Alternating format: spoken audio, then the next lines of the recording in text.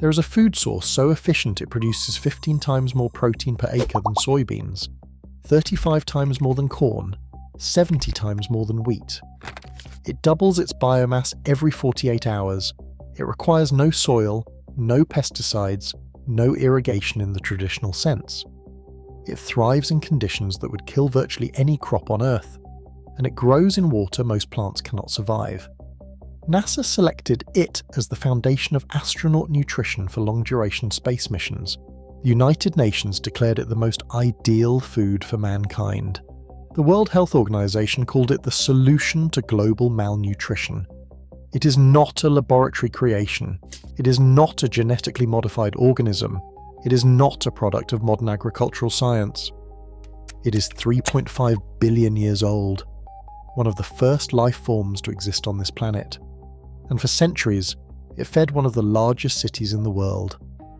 An empire of millions sustained themselves on this single organism harvested from sacred lakes in the heart of Mexico. Then the Spanish arrived. They looked at this food source and called it slime. They called it disgusting. They refused to eat it. And then they drained every lake that grew it. This is not an exaggeration. This is not metaphor. The conquistadors systematically destroyed the alkaline lake system that had produced this food for generations. They did not understand it. They did not want to understand it. 500 years later, humanity is spending billions trying to solve problems this organism already solved. We engineer protein supplements while this sits forgotten. We synthesize vitamins while this produces them naturally. We search for sustainable food systems while the answer was growing in central Mexico before we erased it. The Aztecs had a name for it. They called it tecuitlatl. It translates roughly to stone excrement, rock poop.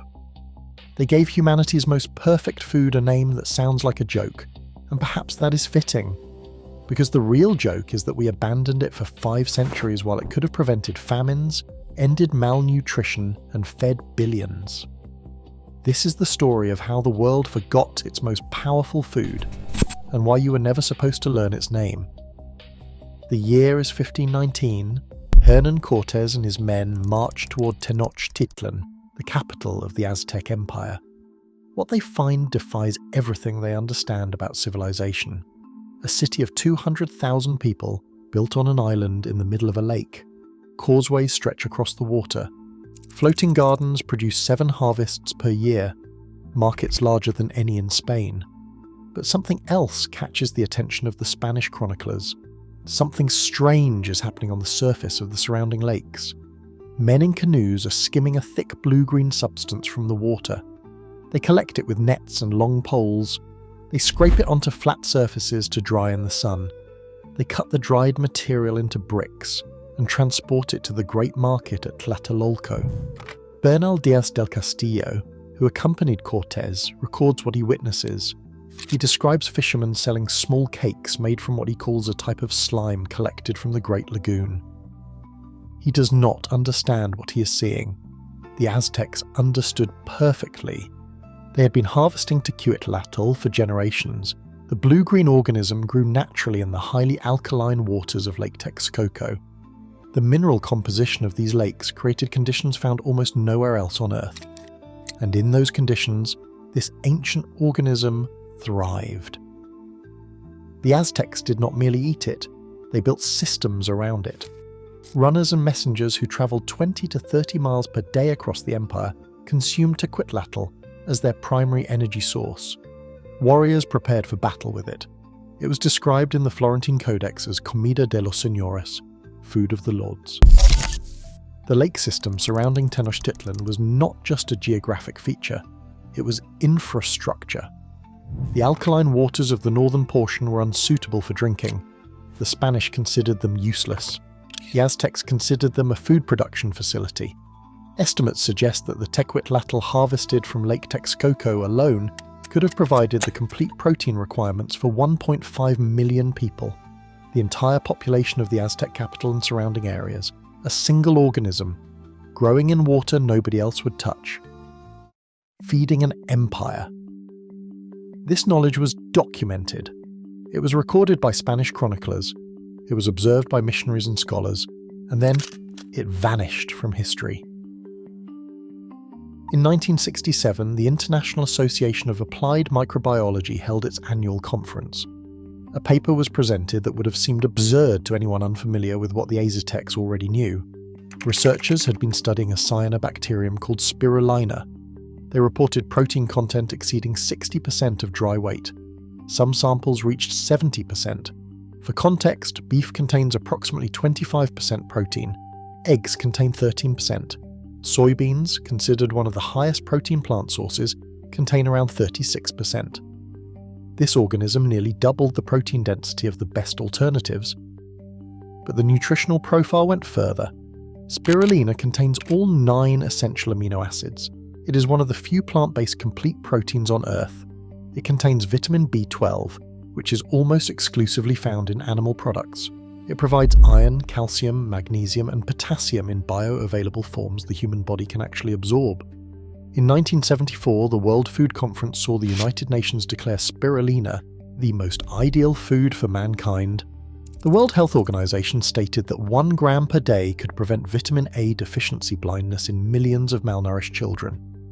NASA conducted extensive research for its Controlled Ecological Life Support System program. The goal was identifying food sources that could sustain astronauts on long-duration missions to Mars and beyond. They needed something that could grow rapidly in confined spaces, produce maximum nutrition per unit of input, and regenerate continuously. They selected spirulina. The organism that had fed the Aztec Empire was now being engineered into the food system for interplanetary travel.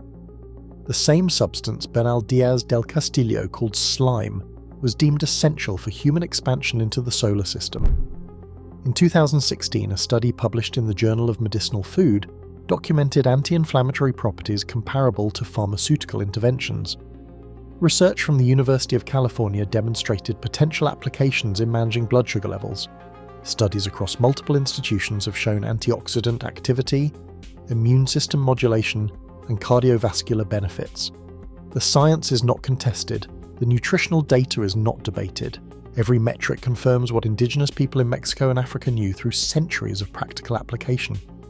This organism is possibly the most efficient food source ever discovered, and for 500 years, Western civilization ignored it.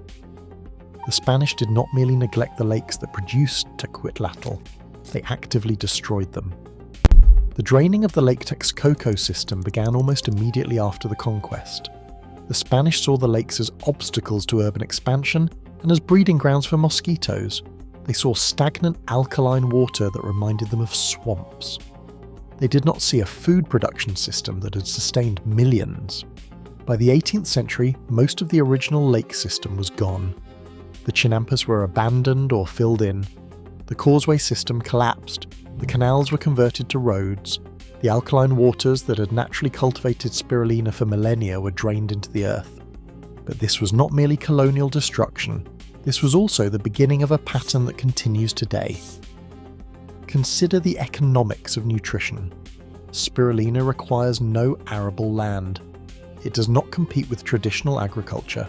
It grows in water that cannot be used for other crops. It produces protein at a rate that makes industrial animal farming look absurdly inefficient. It cannot be patented.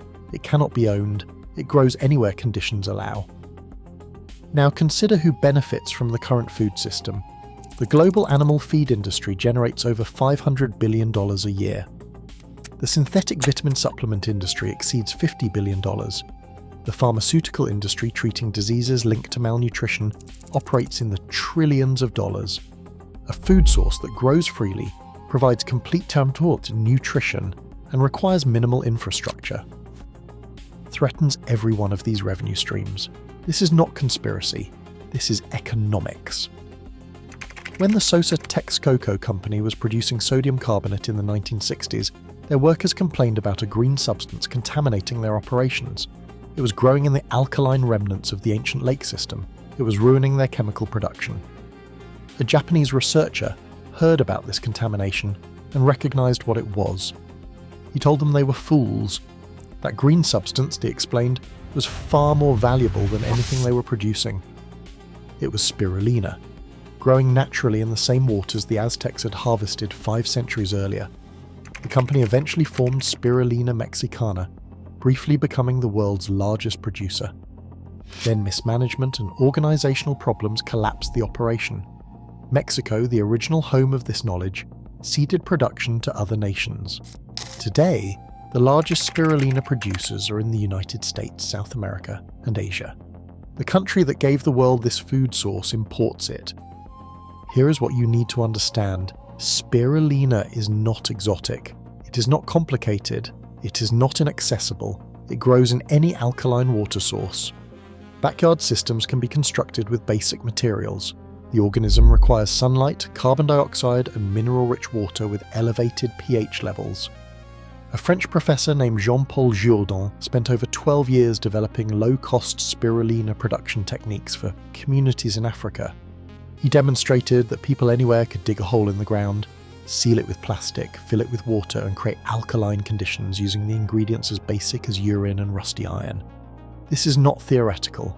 Villages across developing nations are now producing their own spirulina to combat malnutrition.